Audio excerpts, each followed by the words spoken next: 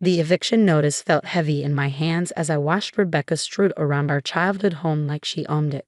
Well, technically she did now, according to the will she presented at the estate lawyer's office this morning. "Don't worry," she said, examining her perfectly manicured nails. "I'm giving you a full month to clear out, even though Dad's will only require 2 weeks. See, I can be generous. My name is Sophie Anderson, and at 34, I was watching my older sister dismantle my entire life with a few pieces of paper and a smile that didn't quite reach her eyes. Our father, James Anderson, had passed away 3 weeks ago after a brief battle with cancer. The loss was devastating enough. But now this. I don't understand," I said, keeping my voice steady despite the rage building inside me. "Dad always said he was leaving the house to both of us. He wanted us to share it." Rebecca rolled her eyes, settling into Dad's favorite leather armchair like she was trying it on for size. "People change their minds, Sophie." Dad finally realized which daughter actually deserved his legacy. I looked around the study where we stood, Dad's sanctuary filled with his books, his collection of antique maps, and a lingering scent of his favorite pipe tobacco. This room held more memories than I could count. It was where he'd taught me to play chess, where he'd helped me with my homework, where he consoled me after my divorce 2 years ago. "When did he make this change?" I asked, though I already knew the answer. I just wanted to hear her say it. 3 months ago, Rebecca replied smugly. Right after his diagnosis, he called me over one evening and said he needed to make things right. Said he'd been foolish trying to split everything equally when clearly one of us was more capable. I nodded slowly, remembering that evening well. Dad had been heavily medicated, barely able to hold a conversation. Yet somehow he'd managed to not only change his will but make it heavily favor Rebecca, leaving her the house, his investment portfolio, and controlling interest in the family business. All I got was a small savings account and Dad's old car. "What about the business?" I asked, though I knew what was coming. "Of that," Rebecca waved her hand dismissively. "The board already approved my appointment as CEO. After all, I have been running things while you were off playing artist." I bit back a retort. My playing artist had actually been running a successful graphic design firm for the past 8 years. But Rebecca had always dismissed it as a hobby. In her world, if you weren't wearing a power suit and making other people miserable, you weren't really working. "I'll need the keys to the house," she continued, holding out her hand.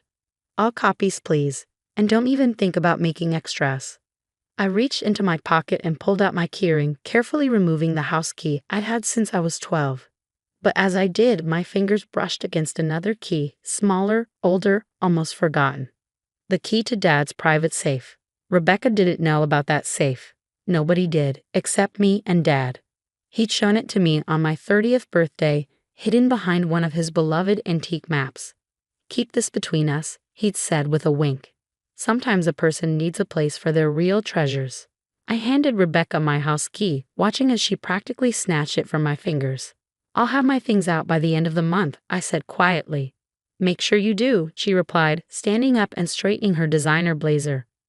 "I'm having the locks changed tomorrow anyway, but I'd hate to have to call the police if you overstay your welcome." As she clicked her way out of the study in her expensive heels, I waited until I heard the front door close. Then I counted to 100, making sure she was really gone. Only then did I move to the far wall, where Dad's prized 1847 map of London hung in its heavy wooden frame. My hands were steady as I lifted it carefully, revealing the small wall safe behind it.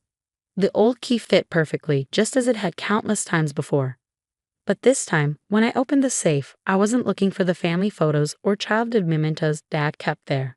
I was looking for the envelope he placed inside 3 weeks ago, just days before he died. "Sophie," he'd whispered from his hospital bed, pressing the envelope into my hands. "Put this in the safe. Don't tell your sister. Promise me." I promised, though I hadn't looked inside the envelope at the time. I was too focused on his failing health, on trying to make his last days comfortable. But now, the envelope was exactly where I'd left it, tucked behind a stack of old photographs. My hands trembled slightly as I opened it, pulling out several documents that would change everything. The first was a will, Dad's real will, dated just 2 weeks before his death and properly notarized. But it wasn't the will that made my breath catch in my throat. It was the second document, A detailed record of financial transactions spanning the past 5 years, all in Dad's meticulous handwriting. And at the top, a single sentence that made my blood run cold. Evidence of Rebecca's embezzlement from Anderson Global, estimated total, $2.7 million. There was more: bank statements, transfer records, copies of forged signatures. Dad had been building this file for years, documenting every penny Rebecca had stolen from the company. But the final document was what really made my hands shake. It was a letter written in Dad's distinctive scrawl. My dearest Sophie, if you're reading this, then I'm gone, and Rebecca has probably already tried to take everything. I'm so sorry I couldn't stop her myself, but the cancer moved too quickly. The real will is here, along with everything I've gathered about her theft from the company. I've known about it for years, but I could never bring myself to turn her in. She's still my daughter, despite everything. But I won't let her steal your inheritance too. The proof is all here. Use it wisely. I love you both, but you were always the stronger one, the one who could make the hard choices. Take care of our family's legacy. Love, Dad. I sat down in Dad's leather chair, the one Rebecca had so casually claimed earlier, and began to read through everything carefully. With each page, the full scope of her deception became clearer. She hadn't just forged the will. She'd been systematically draining company accounts for years, covering her tracks with fake investments and non-existent projects. Dad had caught on early but had chosen to document everything instead of confronting her. Maybe he'd hoped she'd stop on her own. Maybe he'd been trying to protect her in his own way. But in the end, he'd made sure the truth would come out. I pulled out my phone and called the one person I knew I could trust with this, Mark Reynolds, Dad's oldest friend and the family's longtime lawyer. We need to talk, I said when he answered. It's about Dad's will. The real one. Mark Reynolds' office hadn't changed in 20 years. The same dark wood paneling, the same leather chairs, even the same slightly crooked painting of a sailing ship that had fascinated me as a child. But today, as he reviewed the documents I'd brought him, the familiar surroundings offered little comfort. This is extraordinary, Mark said finally, looking up from the papers spread across his desk. James documented everything meticulously. The forged signatures, the fake accounts, even the offshore transfers. He didn't miss a detail. I nodded, thinking of all those evenings Dad had spent working late in his study. He hadn't been just managing the business, he'd been building a case against his own daughter. What about the will she presented this morning? I asked. The one leaving her everything? Mark's expression darkened. A forgery, without question. A good one, but still fake. The notary's stamp is perfect, but the signature. He pulled out a magnifying glass, examining the document closely. James's real signature had a distinctive loop in the J. This one's missing it. Plus, the date coincides with when he was heavily medicated. He could barely hold a pen, let alone sign legal documents. So what do we do? Mark leaned back in his chair, steepling his fingers. We have two options. We can go straight to the police with evidence of both the forged will and the embezzlement, or... He paused, studying my face. We can handle this more strategically. I thought about Rebecca's smug expression as she'd handed me the eviction notice. About all the years she'd dismissed my work, my choices, my entire life as somehow less valuable than hers. Tell me about strategic, I said. Mark outlined the plan carefully. First, we would quietly file Dad's real will with the probate court, but request a delay in processing.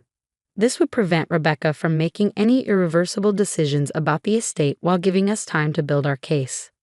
Next, we would conduct a full audit of Anderson Global's finances, documenting every instance of theft and fraud.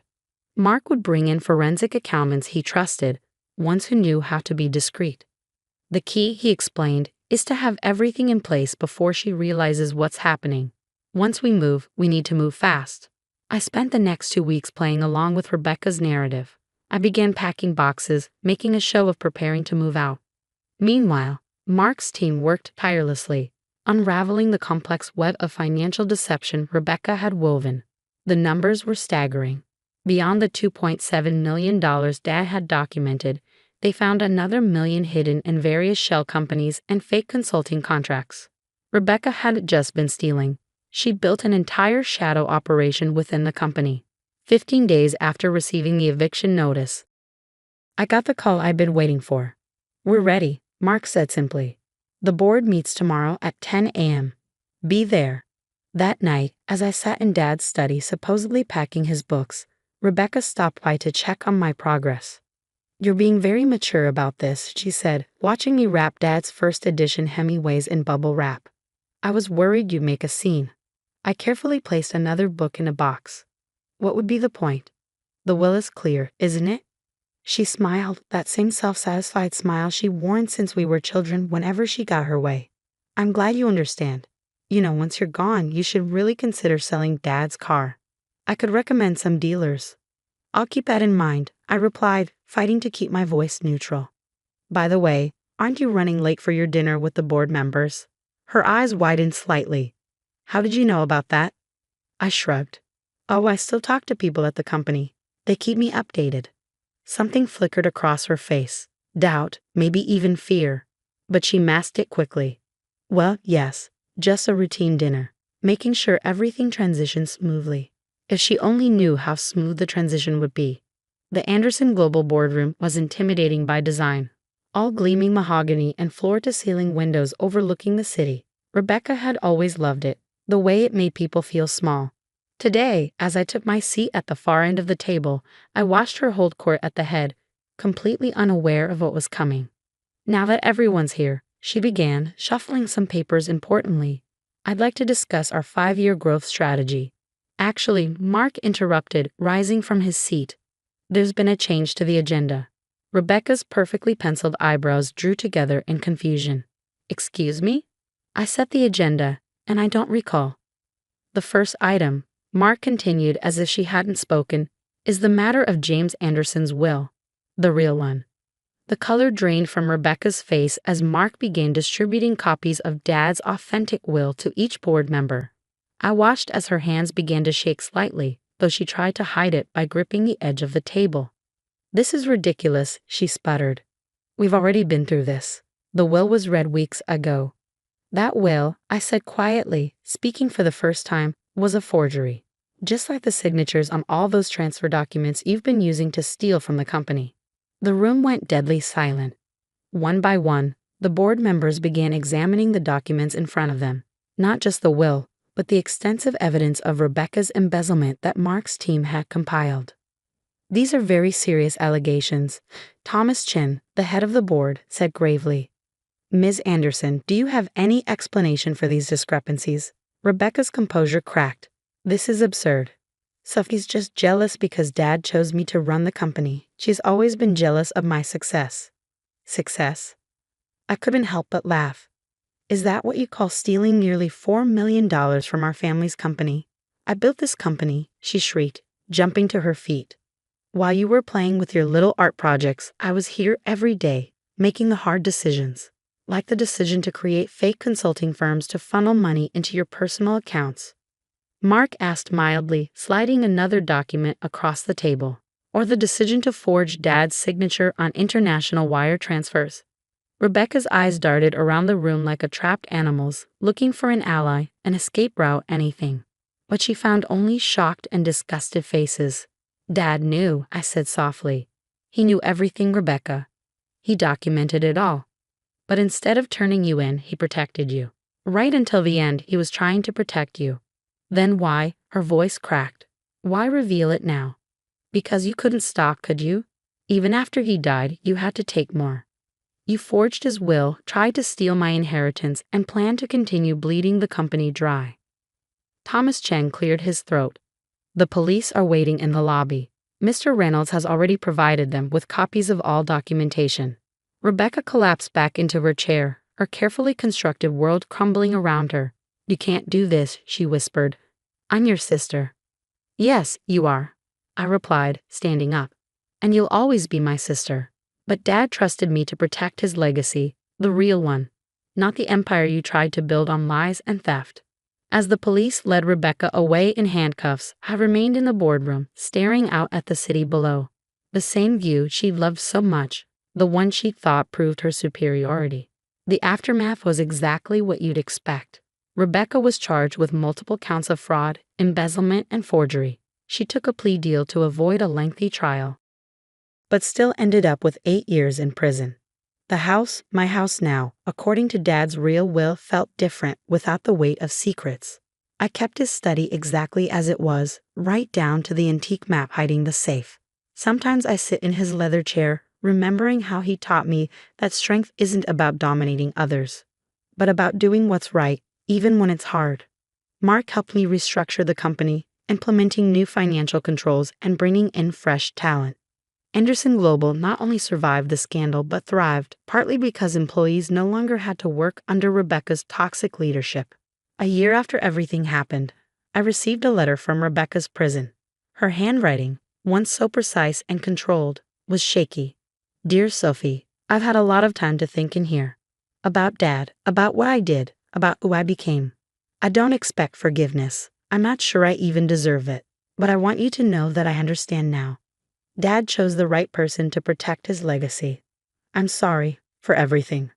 Rebecca. I keep the letter in Dad's safe, along with all the other family documents that matter.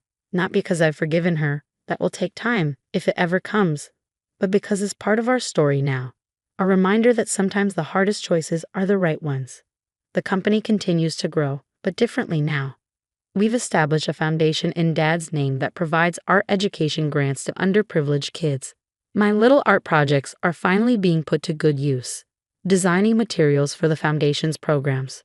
Late at night, when I'm working in Dad's study, I sometimes imagine I can smell his pipe tobacco, feel his presence in the room.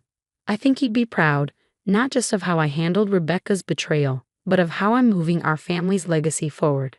The antique map still hangs on the wall, hiding its secrets, but now it reminds me of something else Dad used to say. The truth always finds its way to the surface. The only question is whether you'll be ready when it does. I was ready, and because of that, everything he worked for, everything he believed in, lives on. As for Rebecca, she'll be eligible for parole in 4 years. I don't know if she's really changed, if prison has taught her what Dad tried so hard to teach her about integrity and responsibility. But I do know this, when she gets out, she'll find that the door to Dad's study, my study now, is still open, because that's what family does. We leave the door open, even when we're not sure anyone deserves to walk through it. That's the real legacy Dad left us. Not the money, not the company, but the understanding that true strength lies in being able to do the right thing, even when it breaks your heart. And that's a lesson worth protecting.